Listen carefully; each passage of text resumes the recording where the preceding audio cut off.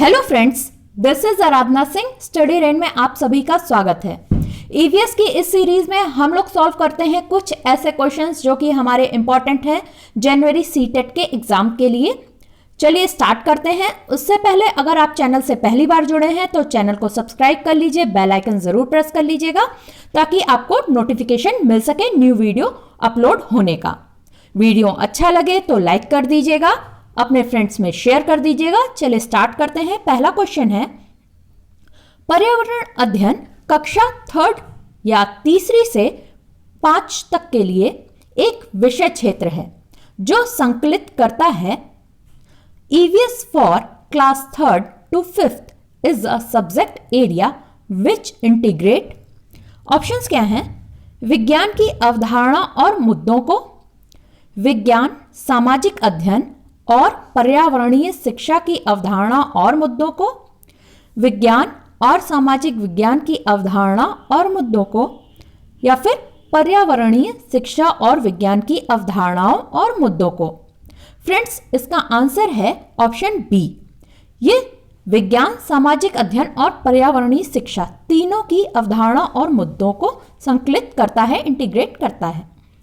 चलिए आगे चलते हैं। विश्व वानिकी दिवस कब मनाया जाता है? ऑप्शंस क्या हैं? 21 मार्च, 8 मार्च, 4 अक्टूबर, 12 अगस्त। इसका आंसर है option A, 21 March. Next question है, मॉनिट्रियल प्रोटोकॉल से क्या संबंधित है? ऑप्शंस हैं विलोपन जाति, ओजोन परत, संकटापन्न पक्षी, उपरोक्त में से कोई नहीं। इसका आंसर है ऑप्शन बी, ओजोन परत, ओजोन लेयर। नेक्स्ट क्वेश्चन है, पर्यावरण अध्ययन की अपनी कक्षा में समूह क्रियाकलाप का निर्माण करते हुए आप निम्नलिखित विचारों में से किनका अध्ययन रखेंगे? कौन कौन से विचार हैं? चलिए देख लेते हैं। ए है बच्चों की रुचियों का ध्यान, बी लड़कों और लड़कियों को समान रूप से रुचिकर लगे, इसमें मूल्यवान सामग्री लगी हो, सभी धार्मिक और सांस्कृतिक पृष्ठभूमि के बच्चों को रुचिकर लगे। ऑप्शंस हैं ए, बी और डी, ए, सी और डी, बी और डी, बी और सी। फ्रेंड्स, इसका आंसर है ऑप्शन ए, बी और डी रहेगा। चलिए आगे चलते हैं। कौन सा ऊर्जा स्रोत कार्बन डाइऑक्साइड पैदा नहीं करती है? Which energy source does not produce carbon dioxide?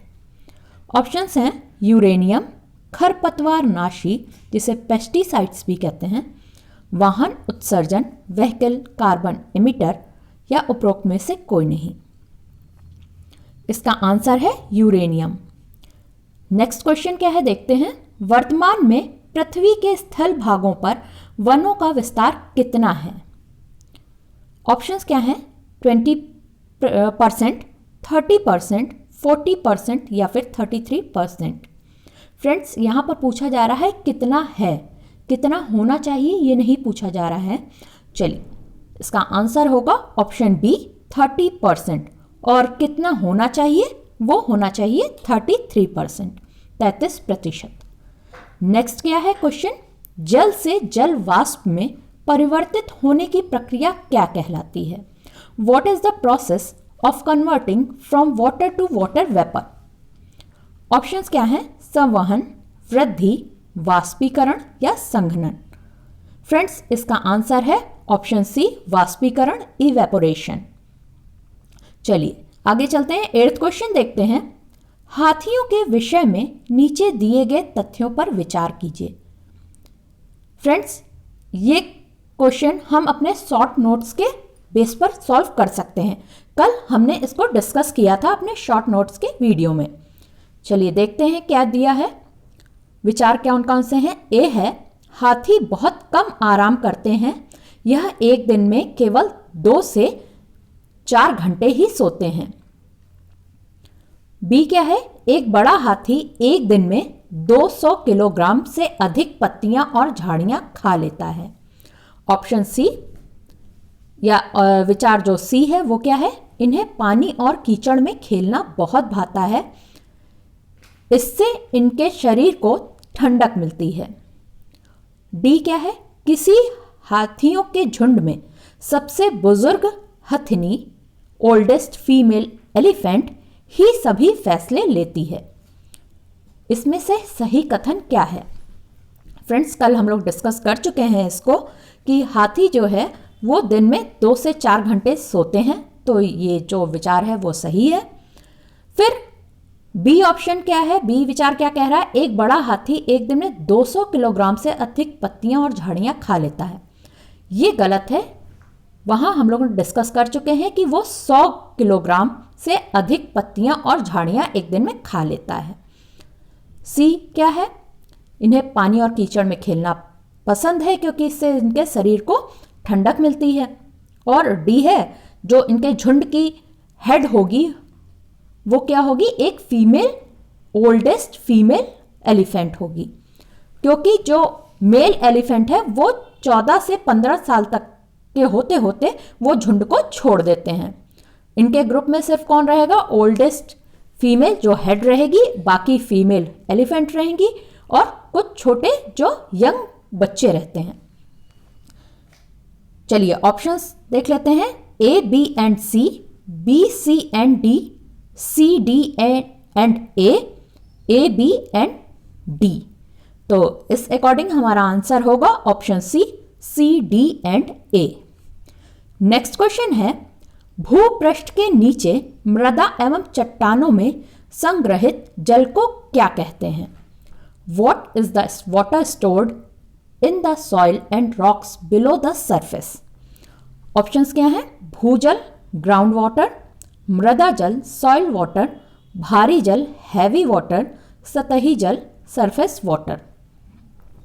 Friends, इसका आंसर है ऑप्शन ए, भूजल या ग्राउंड वाटर। नेक्स्ट क्वेश्चन क्या है, विश्व का सबसे ऊंचा जल प्रपात है? ऑप्शंस हैं गरसोपा, हुंड्रू, ककोलत, एंजल। फ्रेंड्स, इसका आंसर है option D, angel. Next question देखते हैं, किस वर्ष में अंतरराष्ट्रीय पर्यावरण शिक्षा कार्यक्रम का शुभारंभ किया गया था? ऑप्शंस हैं 1975, 1970, 1980, 1991। फ्रेंड्स, इसका आंसर है 1975, 1975। नेक्स्ट क्वेश्चन है, पृथ्वी तल के नीचे पिघले पत्थर को क्या कहा जाता है? ऑप्शंस क्या है, लेकोलिथ, बेसॉल्ट, लावा या मैग्मा। फ्रेंड्स, इसका आंसर है option D, magma. Next question है, निम्नलिखित में से नीली क्रांति किससे संबंधित है? Which one of the following is related to the blue revolution? Options क्या है, मछली उत्पादन, दुग्ध उत्पादन, तेल उत्पादन, खाद्यान्न उत्पादन। फ्रेंड्स, इसका आंसर होगा ऑप्शन ए, मछली उत्पादन। चलिए नेक्स्ट क्वेश्चन देखते हैं, निम्नलिखित में से कौन सा राष्ट्रीय उद्यान पादपों और जंतुओं के जीवाश्म के लिए जाना जाता है? Which of the following national park is known for fossil of plants and animals? Options हैं फॉसिल राष्ट्रीय उद्यान, काजीरंगा राष्ट्रीय उद्यान, माधव राष्ट्रीय उद्यान या फिर सिमलीपाल राष्ट्रीय उद्यान। फ्रेंड्स, इसका आंसर है ऑप्शन ए, फॉसिल राष्ट्रीय उद्यान। नेक्स्ट क्वेश्चन है, निम्नलिखित में से किनके बीच औसत दूरी को खगोलीय एकक एस्ट्रोनॉमिकल यूनिट कहा जाता है? ऑप्शंस क्या हैं, पृथ्वी तथा सूर्य, पृथ्वी तथा चंद्रमा, बृहस्पति तथा सूर्य, प्लूटो तथा सूर्य। फ्रेंड्स, इसका आंसर है ऑप्शन ए, पृथ्वी तथा सूर्य। थैंक यू फ्रेंड्स, आज के लिए इतना ही। आप हमसे फेसबुक और टेलीग्राम पर भी जुड़ सकते हैं। चैनल को अगर अभी तक सब्सक्राइब ना किया हो तो सब्सक्राइब कर लीजिए, बेल आइकन भी प्रेस कर लीजिएगा और वीडियो अच्छा लगा हो तो लाइक कर दीजिए। जितना हो सके अपने फ्रेंड्स में शेयर कर दीजिए जिसको CTET की जो तैयारी कर रहा है या स्टेट टेट की कर रहा है। चलिए, थैंक यू, जय हिंद।